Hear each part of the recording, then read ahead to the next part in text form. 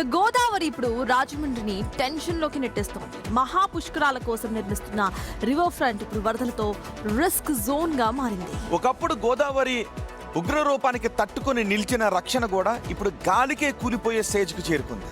గోదావరి నీటి ఉధృతి పెరుగుతూ ఉండటంతో ఎట్టిగట్టు భద్రతపై భారీ సందేహాలే మొదలయ్యాయి.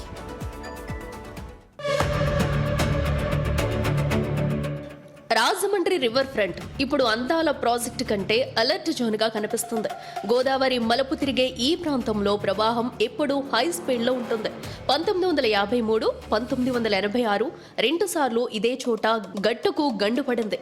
ఆ తర్వాత భారీ రక్షణ చర్యలతో ఈ ప్రాంతాన్ని సేవ్ చేశారు. ఇప్పుడు అదే రక్షణ వ్యవస్థకు రివర్ ఫ్రంట్ పనులు బ్రేక్ వేయడంతో మరోసారి ప్రమాదం పొంచి ఉందనే చర్చ మొదలైంది.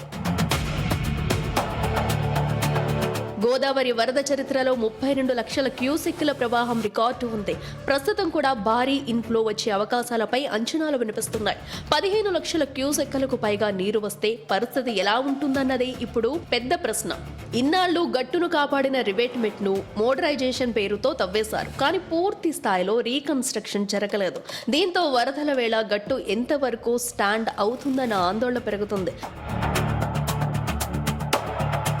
రివర్ ఫ్రంట్ పనులు మొదలైన నాటి నుంచే వివాదాలు వెంటాడుతున్నాయి. ఘాట్లు దెబ్బతింటున్నాయంటూ పురోహితులు అప్పుడే అభ్యంతరం చెప్పారు.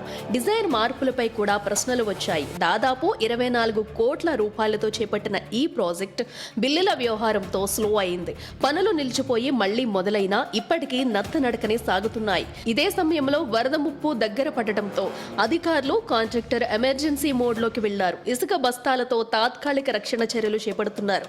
కానీ ఇవి సరిపోతాయా? గోదావరి ఉధృతిని ఈ గట్టు తట్టుకుంటుందా అన్నదే ఇప్పుడు రాజమండ్రి మొత్తాన్ని వెంటాడుతున్న టెన్షన్.